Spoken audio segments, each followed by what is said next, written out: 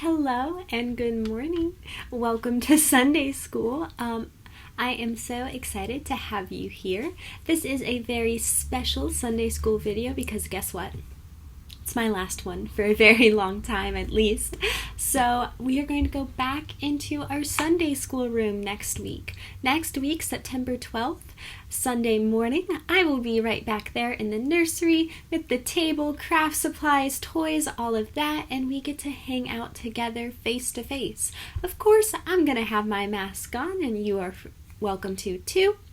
But I'm so excited to see you there and see how tall you are, hear your voices back, your questions. It's going to be a great time.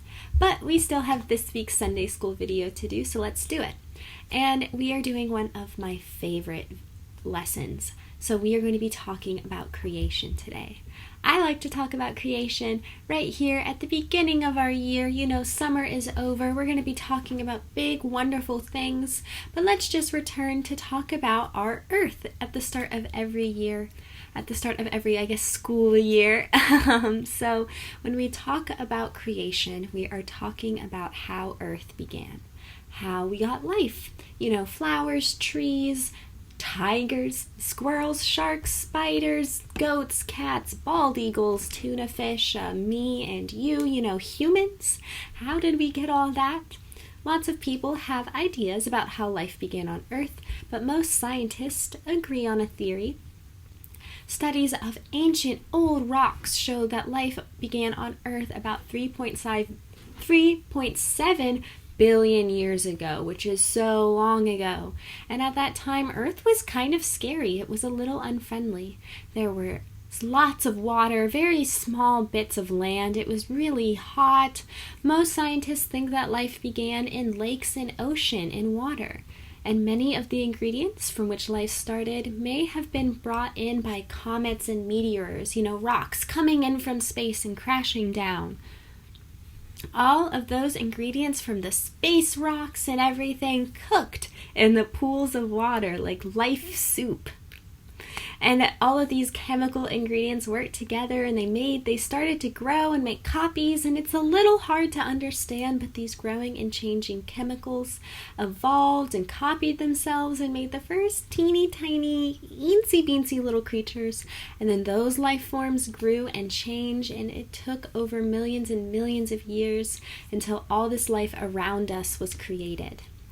And now, that's how it looks like from a scientist's perspective.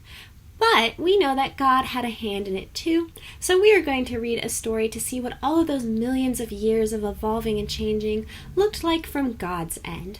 The Bible tells us stories as a way for us to understand God. The men who wrote the Bible didn't have the same science that the scientists have today, but they knew that God had given the ingredients of earth for life, and this is how they understood that life happened. So, first, God creates living things. We are going to read this story together. God said, "Let there be sea animals in the sea." God created big sea animals and small sea animals. The sea animals swam in the seas. God said, "Let there be birds in the air." God created all types of birds, and the birds flew in the air. God said, "Let there be animals all over the earth." And there were many kinds of animals living on the earth. There were farm animals, bugs, wild animals, and more. God saw how good it was and blessed each animal. God saw how good creation was going, but something was missing. God made one last creation. "Let there be people." And people appeared. God saw the people and said, "People are very good. People will take care of my creation. People will care for day and night.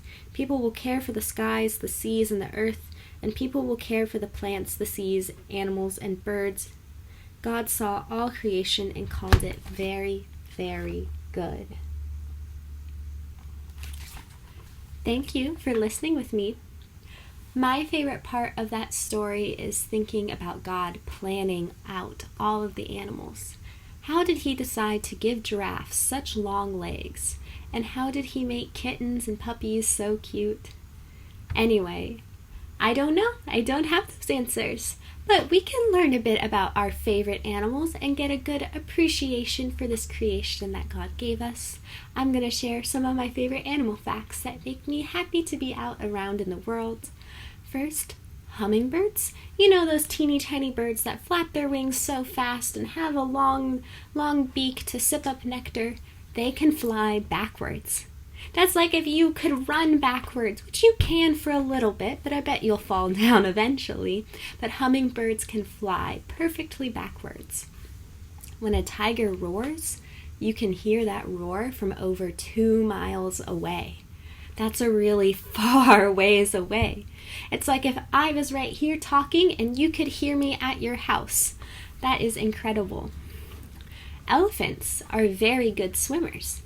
And when they swim in really deep water, they stick their trunk, their big trunk, they stick that above the water and they breathe through their trunk like they have a snorkel.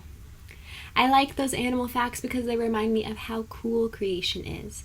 God gave us a beautiful, interesting, wacky world around us, and it reminds me that it's our job to be kind to it.